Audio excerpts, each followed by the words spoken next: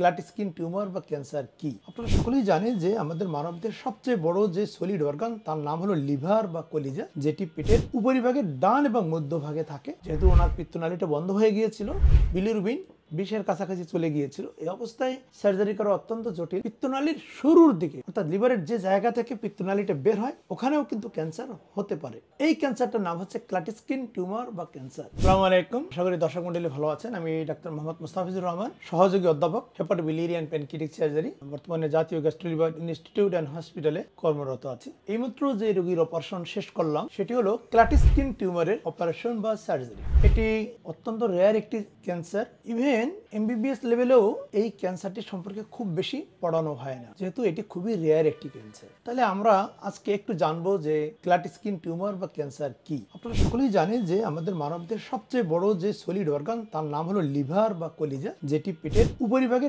ডান এবং মধ্যভাগে থাকে। গড়ে প্রতিদিন 1 থেকে 1.5 লিটার পিত্তরস তৈরি করে, সেটি পিত্তনালীর মাধ্যমে খাদ্যনালীতে পাঠিয়ে দেয়। এই যে লিভারে তৈরি হওয়া পিত্তরস খাদ্যনালীতে যে নিয়ে আসে তার নাম হলো পিত্তনালী। এটি সাধারণত 8 সেন্টিমিটার লম্বা, যেটি লিভার থেকে শুরু হয়, খাদ্যনালীতে গিয়ে শেষ হয়। পিত্তনালীর যে কোনো জায়গায় টিউমার বা ক্যান্সার হতে পারে। সবচেয়ে যে জায়গাটায় বেশি টিউমার বা ক্যান্সার হয় তার নাম হলো পিত্তনালীর শেষ অংশ, যেটাকে বলা হয় ডিস্টাল কোলাঞ্জিওকার্সিনোমা অথবা পেরিয়াম্পুলারি কার্সিনোমা। তবে ক্ষেত্র বিশেষে পিত্তনালীর শুরুর দিকে অর্থাৎ লিভারের যে জায়গা থেকে পিত্তনালীটা বের হয় ওখানেও কিন্তু ক্যান্সার হতে পারে। এই ক্যান্সারটার নাম হচ্ছে ক্লাট-স্কিন টিউমার বা ক্যান্সার। পিত্তনালীর যে অংশেই টিউমার বা ক্যান্সার হোক না কেন, উপসর্গ একই রকমের। সেটি কি? চোখ সহ সমস্ত শরীর হলুদ হয়ে যাবে, প্রস্রাবের রং গাঢ় সরিষা তেলের মতো দেখা দেবে, শরীর চুলকাতে থাকবে, ক্ষুধামন্দা দেখা দিবে, ওজন কমতে থাকবে। এবারে যদি ইনফেকশন দেখা দেয়, কাঁপুনি সহ জ্বরও আসতে পারে। তাহলে এবার আমরা জানবো শনাক্তকরণের উপায় কি।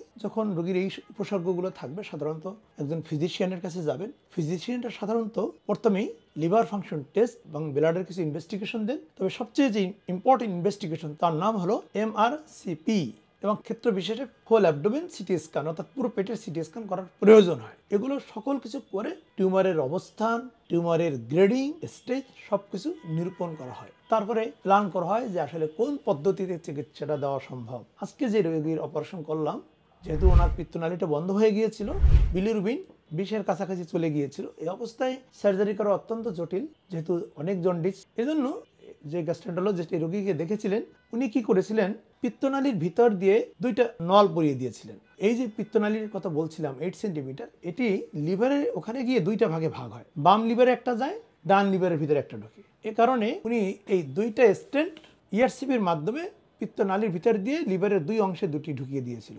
ফলে যেটা হয়েছিল, লিভার যে পিত্তরস তৈরি করতেছিল সেটি ক্যান্সার দিয়ে যে বন্ধ হয়ে গিয়েছিল, এই নল বা রিং বা স্টেন্টের ভিতর দিয়ে আবার রস নিচের দিকে আসা শুরু করছে। ফলে এই রোগীর জন্ডিস কমতে কমতে 4-এ নেমে এসেছিল, অর্থাৎ 4 মিলিগ্রাম পার ডেসিলিটার। অবশ্য অনেক সময় এমনও হয় যে ERCP করা সম্ভব হয় না, সেক্ষেত্রে পিটিবিডি করতে হয়। এমনও হয় যে পিটিবিডিও করা সম্ভব হয় না, তখন সার্জারি করতে হয়। আবার অনেক সময় রোগীর এমন অবস্থায় চলে যায় ERCP, পিটিবিডি, ইভেন সার্জারি কোনোটাই করা সম্ভব হয় না। আলহামদুলিল্লাহ, আজকে যে রোগীর অপারেশন করলাম, ওনার ERCP দিয়ে স্টেন্ডিং করার পরে সার্জারিটি করা সম্ভব হয়েছে। এই সার্জারিটির নাম বলা হয় এক্সিশন অফ টিউমার।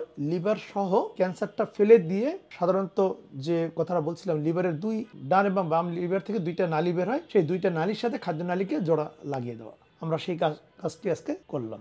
যদি একটু দেখতে চান, এই যে একটু আগে যেটা বলছিলাম যে এই যে স্টেন্ট, আর এরপরে এই হলো মূল যে টিউমারটা, আসলে সাথে পিত্তথলি আছে। আর এই টিউমার বা ক্যান্সার দিয়ে পুরো পিত্তনালীটা ব্লক হয়ে গিয়েছিল, ফলে লিভারে তৈরি হওয়া পিত্তরসটা নিচের দিকে নামতে পারছিল না, আর এখান থেকেই স্টেন্ট দিয়েই তার রসটা নামানো হয়েছিল। তাহলে এর পরের চিকিৎসা কি? এটি এখন হিস্টোপ্যাথোলজির জন্য পাঠানো হবে। সেখানে নিরূপণ হবে কোন গ্রেডে বা কোন স্টেজে টিউমার বা ক্যান্সার আছে, কোন প্রকারের টিউমার বা ক্যান্সার। তার উপর ভিত্তি করে পরবর্তীতে একজন মেডিকেল অনকোলজিস্টের কাছে পাঠানো হবে। তিনি ঠিক করবেন কোন ধরনের কেমোথেরাপি তার জন্য দিতে হবে বা আদৌ দিতে হবে কিনা। আশা করছি আপনারা বুঝতে পেরেছেন। যদি আজকের এই ক্লাট-স্কিন টিউমার নিয়ে আলোচনা আপনাদের ভালো লাগে, আপনারা অন্যদেরকেও শেয়ার করে জানতে সহযোগিতা করবেন। ভালো থাকুন, আল্লাহ হাফেজ।